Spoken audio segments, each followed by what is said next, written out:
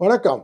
27/4/2026 இன்றைய நாளிலே ஏப்ரல் மாதத்தில் திங்கட்கிழமை ஸ்ரீ பராபவ வருடத்திலே சித்திரை மாதத்திலே 14ஆம் நாள். ஏகாதசி மாலை 8:53 வரை, பின்பு துவாதசி. பூர நட்சத்திரம் மாலை 11:33 வரை, பின்பு உத்தர நட்சத்திரம்.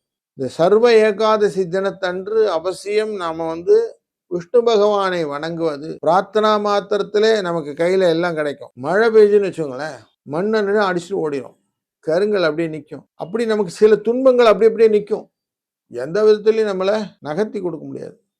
அப்படி துன்பங்களை எல்லாம் நீக்கணும்னா இந்த மாதிரி ஏகாதசி விரதங்கள் எல்லாம் இருப்பது ரொம்ப நல்லது. பழைய கர்மாக்களை தூக்கிட்டு வரோம் இல்லையா, இதெல்லாம் போகணும்னா ஏகாதசி விரதம் தான் முக்கியமான ஒரு விரத முறை. அது சயின்ஸ்ல கூட சொல்லுவோம், வயத்தை காய போட்டால் நல்லது உடம்புக்கு அப்படின்னு. அது வயதை காய போடுறது நல்லது.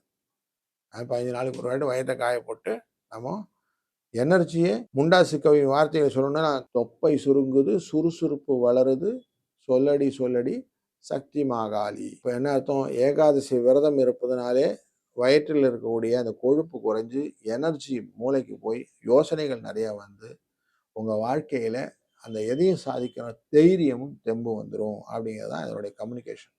அதனால் இன்னைக்கு அவசியம் ஏகாதசி விரதம் இருப்போமா. காலையில் 6லேருந்து 7 மணி வரைக்கும் நல்ல நேரம், சாயங்காலம் 4:30 5:30 நல்ல நேரம், ராகு காலம் 7:30 9, யமகண்டம் 10:12, குளிகை 1:30 3. கிழக்கு பக்கம் போகும்போது தயிரை சாப்பிட்டுட்டு போங்க. மேஷ லக்னம் 2 நாழிகை 28 வினாடி 5:59 சூரியன் உதய நேரம்.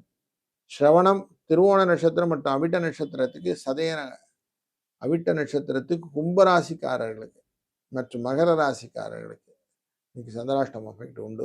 2ஆம் இடத்திலே சந்திர பகவான் ராசிநாதனான சூரியனுடைய சாரத்திலே இருக்கிறார். குடும்பத்திலே தேவையற்ற குழப்பங்கள் உண்டு.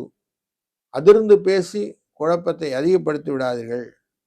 ஒருத்தரோடு உட்கார்ந்து பேசணும்னா அவங்க என்ன வைப்ல இருக்கிறாங்களா, என்ன மாதிரி ஸ்திதியில் இருக்காங்க செக் பண்ணுங்க. வார்த்தை போயிட்டு காலம் போகும், வார்த்தை நிற்கும்னு சொல்லுவாங்க. அந்த மாதிரி விஷயங்கள் நடக்கும். தீயினால் சுட்டபுண் உள்ளாரும் ஆறாதே நாவினால் சுட்டவடுன்னு இருக்கு. அதனால வார்த்தைகளை கொஞ்சம் கரெக்டாக இன்னைக்கு ஹேண்டில் பண்ணுங்க, நல்லது நடக்கும். இல்லைன்னா தேவையற்ற பிரச்சனைகள் உண்டாகும். 5 3 அதிர்ஷ்ட எண்ணாய் பயன்படுத்திக் கொள்ளுங்கள். வாழ்க வளத்துடன்.